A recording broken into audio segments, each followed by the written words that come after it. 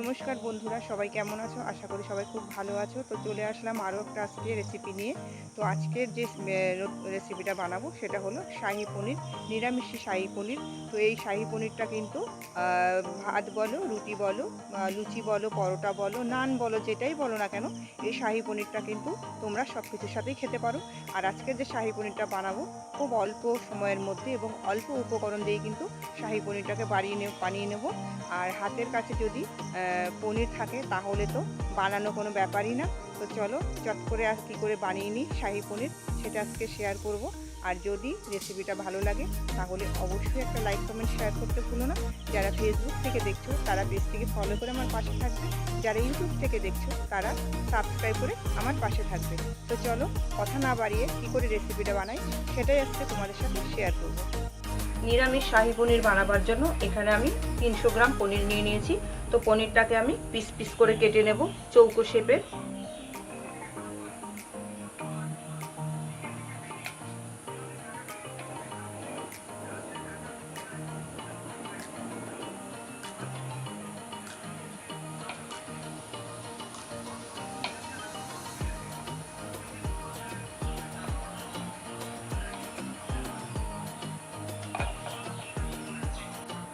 পনিরগুলোকে কেটে নিয়েছি, দেখতেই পাচ্ছ চৌকো শেপে কেটে নিয়েছি। এবার আমি পনিরটাকে বানাবার জন্য মশলাগুলোকে নিয়ে নেব।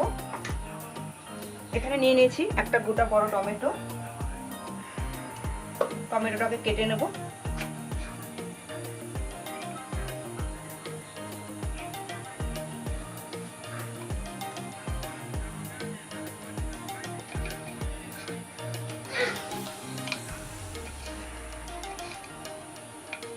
টমেটোগুলোকে পিস পিস করে কেটে নিয়েছি।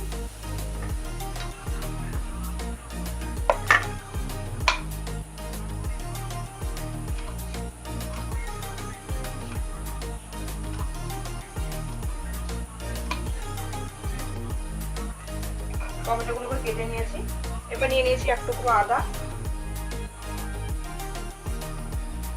একটা কাঁচা লঙ্কা। আদা কাঁচা লঙ্কাটাকে টুকরো কেটে নেবো, আদাটাকে টুকরো করে নেবো আমি।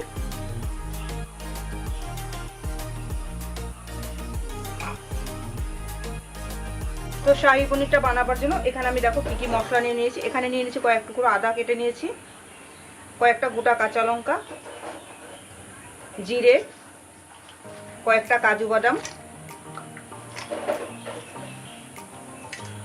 টমেটোগুলোকে দিয়ে দেবো টুকরো করে, যেহেতু মিক্সচারে পেস্ট করে নেবো মশলাগুলোকে। গ্যাসটাকে জ্বালিয়ে একটা কড়াই চাপিয়ে দেবো। কড়াইটা গরম হয়ে গেছে, কড়াইতে দিয়ে দেবো কিছুটা পরিমাণে সাদা তেল।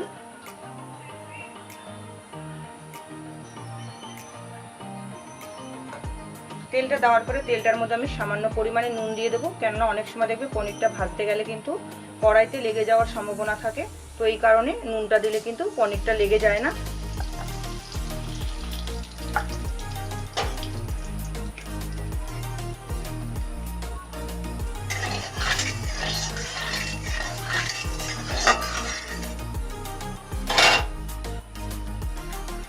পনিরগুলোকে এবার হালকা করে ভেজে নেব। গ্যাসটাকে একটু কমিয়ে দিয়ে নেব, কারণ হাইটে রাখলে কিন্তু পুড়ে যাওয়ার সম্ভাবনা আছে, অতিরিক্ত যদি কড়াইটা গরম হয়ে যায়।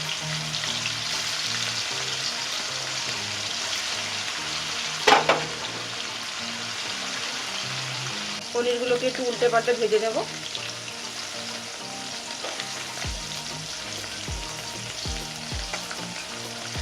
খুব হালকা করে কিন্তু ভেজে নেব, যাতে অতিরিক্ত কড়া না ভাজা হয়ে যায়, সেটা খেয়াল রাখতে হবে।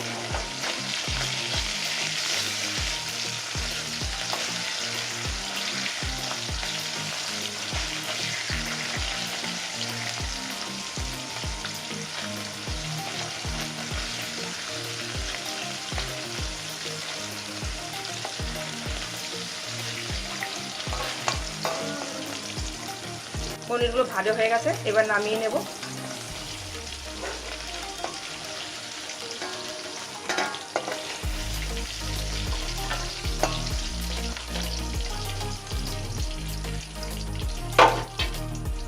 এইভাবে বাকি পনিরগুলোকে আমি ভেজে নেব। পনিরগুলোকে ভেজে নামিয়ে নিয়েছি। এবার তেলের মধ্যে দিয়ে দেবো দুটো গোটা শুকনো লঙ্কা। শুকনো লঙ্কাগুলোকে একটু ফাটিয়ে দিতে হবে, নাহলে কিন্তু অনেক সময় ফেটে চোখে মুখে যাওয়ার সম্ভাবনা থাকে। তো খুন্তির মাথাটা দিয়ে চেষ্টা করবে ফাটিয়ে দেওয়ার জন্য, তাহলে কিন্তু লঙ্কাগুলো ফাটে না। তেলে দিয়ে দেবো তেজপাতা,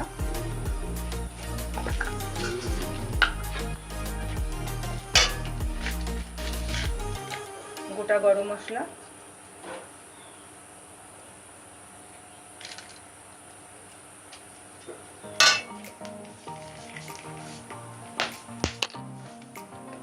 জিরে,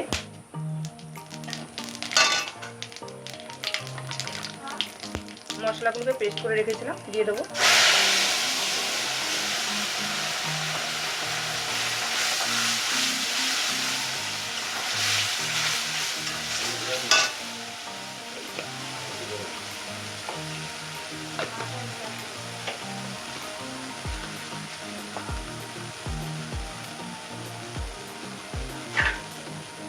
মশলার বাটিটাকে ধুয়ে একটু জল দিয়ে দেবো, কারণ অনেক মশলা তো লেগে থাকে।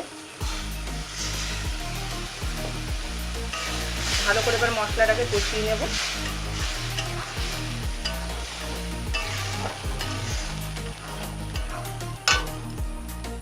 দিয়ে দেবো পরিমাণ মতো নুন,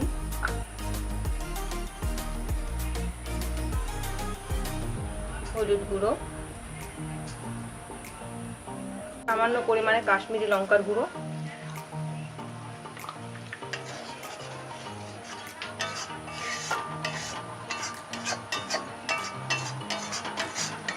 মশলাটাকে ভালো করে কষিয়ে নেব যতক্ষণ তেল না ছাড়ছে। এবার দিয়ে দেবো সামান্য পরিমাণে চিনি। তোমরা চাইলে কিন্তু চিনিটা নাও দিতে পারো বা দিতেও পারো। আর চিনিটা দিলে কী হয়, একটা পাঁচটা ভাবটা যে কাটে, আর তরকারিতে কিন্তু একটা ভালো একটা টেস্ট আসে, সেই কারণেই 2-4 দানা চিনিটা দেওয়া হয়। মশলাটা এবার কষানো হয়ে গেছে, দিয়ে দেবো অল্প করে জল। জলটা অল্পই দিতে হবে, কেননা যেহেতু আলু দেয়নি, আলুটা দিলে অনেক সময় জলটা বেশি হলেও সেদ্ধ হওয়ার ব্যাপার থাকে। তো যেহেতু আলু দেয়নি, জলটা কিন্তু পরিমাণটা অল্প দিতে হবে।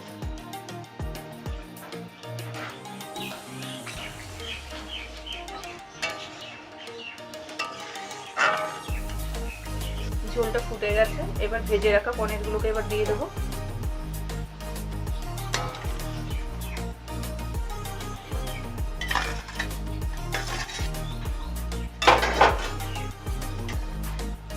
পনিরটা দিয়ে এবার কিছুক্ষণ কিন্তু ঢাকা দিয়ে দেবো আমি। গ্যাসটাকে কমিয়ে দেবো।